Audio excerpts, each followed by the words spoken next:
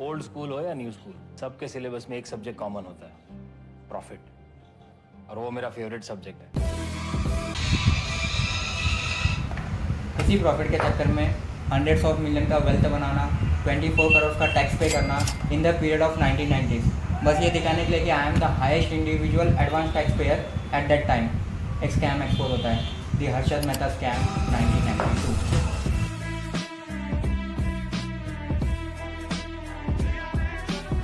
हर्षद मेहता जिनको एक जमाने में स्टॉक मार्केट का अमिताभ बच्चन कहा जाता था, वही हर्षद मेहता जिसके पास लग्जरी गाड़ियों का पूरा काफिला था, वही हर्षद मेहता जिसने प्रधानमंत्री पर रिश्वत लेने Star of the stock market, okay? Because for a year and a half, everybody who followed him made a lot of money, and that creates a lot of loyalty, fan following. He was the first ever broker to feature on the covers of so many magazines.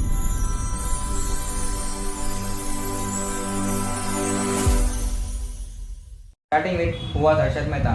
Harshad Mehta was born on 1954 Gujarat and spent his childhood in Borivali, where his father was a small-time textile businessman. Harshad Mehta कोई CA, CMA, CS नहीं था. He was a normally BCom graduate from Lala Lajpat Rai, Bombay in 1976.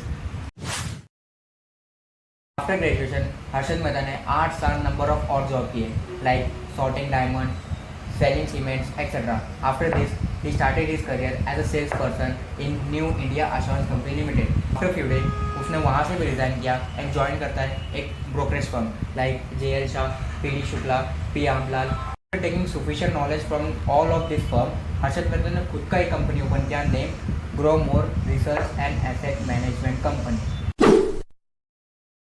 यहाँ तक सब कुछ ठीक था. पहले किसी फर्म में जाना, एक्सपीरियंस गेन करना, फिर खुद की कंपनी ओपन करना. गड़बड़ तब हुआ जब हर्षद मेहता ने लूपिंग करना शुरू किया. तो let first understand what does the looping mean.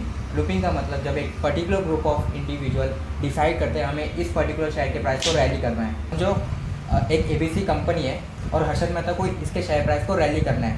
अब समझो इसकी शेयर प्राइस 100 है और हर्षद मेहता मार्केट में टिप उतार देगा कि अभी इसकी शेयर प्राइस 100 है और इसका जो प्राइस है वो आगे 2-4 दिनों में 180 तक क्रॉस होने वाला है. तो हर्षद मेहता क्या करेगा, एक ग्रुप के साथ 100 के प्राइस पे बहुत बाइंग प्रेशर लगा देगा और उसके शेयर प्राइस को 100 से 110, 120, 150 या हर्षद मेहता खुद आर्टिफिशियली बाय करके उसको 150 तक लेके जाएगा. फिर जो हम जैसे रिटेल इन्वेस्टर जिन्हें लगता था, जिनके पास ये मैसेज आया था कि इसका जो शेयर प्राइस है वो 100 से 180 टच होगा और हाँ वो 100 से 150 तक जाते हुए दिख रहा है, और जैसे वो 150 तक टच करता है तो हम जैसे रिटेल इन्वेस्टर उस 150 पर जब एंट्री करते हैं हमारे डिमांड की वजह से 150 से 180 तक क्रॉस होता है और फिर 180 जैसे क्रॉस होता है हर्षद मेहता वहाँ से सेल करके एग्जिट कर देता है. ACC is one of the best example for the looping. ACC का प्राइस उस टाइम 200 पे था एंड हर्षद मेहता ने कहा था कि मेरे आने वाले बर्थडे पे मैं इसे 10,000 क्रॉस करूँगा और हर्षद मेहता ने किया भी. 200 से 9,000 तक ले गया, which is approx 4,500%.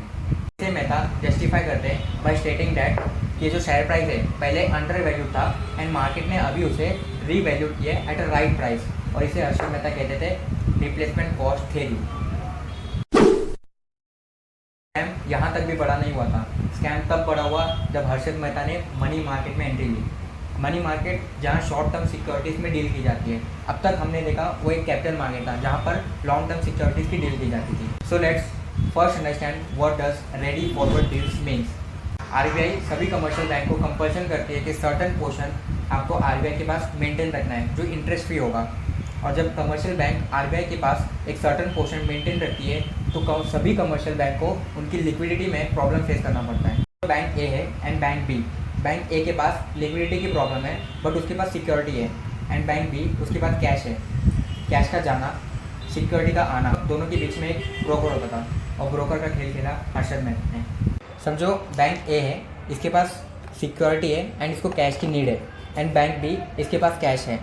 Harshad Mehta क्या करता, इसे कैश लेता अपने नाम पर और उसको स्टॉक मार्केट में इन्वेस्ट कर देता, और बैंक A से सिक्योरिटी लेता, बैंक B को देता. और फिर कुछ समय के बाद बैंक A जब हर्षद मेहता को लगातार बोला जा रहा है कि मुझे कैश दे, तो हर्षद मेहता जब बुलिश फेस हो जाता तो हर्षद मेहता अपने शेयर्स सेल करके बैंक A को दे देता. बट जब मार्केट में बेरिश फेस आया तो हर्षद मेहता को अपने शेयर्स को सेल करना पॉसिबल नहीं लग रहा था, तो हर्षद मेहता ने बैंक C को अप्रोच करता. बैंक C से कैश लेता, बैंक A को देता. और फिर जब 10-15 दिन बाद बैंक सी बोलता कि मुझे सिक्योरिटी दे, तो bank Harshad Mehta bank D को अप्रोच करता, इससे सिक्योरिटी लेता एंड बैंक सी को देता। अब बैंक ए खुश, बी खुश, सी खुश, bank D. And bank D जब बोलता कि मुझे कैश दे, तो हर्षद मेहता बैंक ई को अप्रोच करता और इससे कैश लेके बैंक डी को देता। तो हर्षद मेहता ने कुछ इस तरीके से चैन बना लिया था। मैं ये तो चल ही रहा था कि हर्षद मेहता के टिप से शेयर प्राइस इंक्रीज हुए जा रहे, बट इसको डीपली स्टडी किया journalist Suchita Dalal and scam को एक्सपोज किया on 23 April 1992। Let's talk about impact of scam. Sensex उस टाइम 4,500 से 2,500 पे आ गया एंड मार्केट को 1 लाख करोड़ का मार्केट कैपिटलाइजेशन लूज करना पड़ा।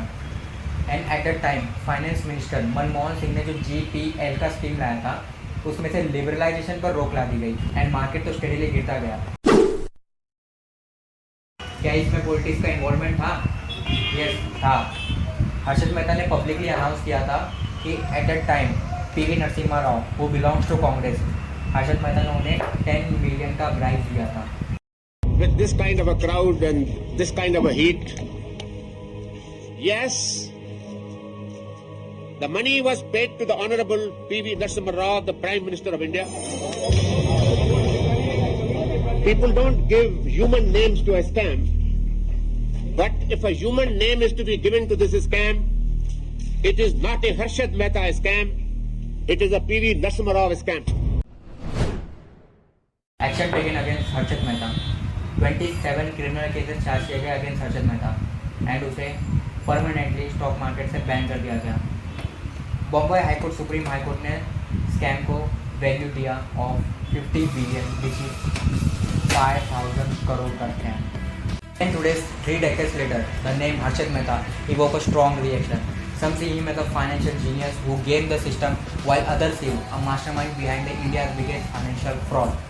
आपकी क्या राय है कमेंट सेक्शन में ज़रूर बताएं। इस वीडियो को लाइक करें। मिलते हैं नेक्स्ट वीडियो में, जब तक के लिए बाय।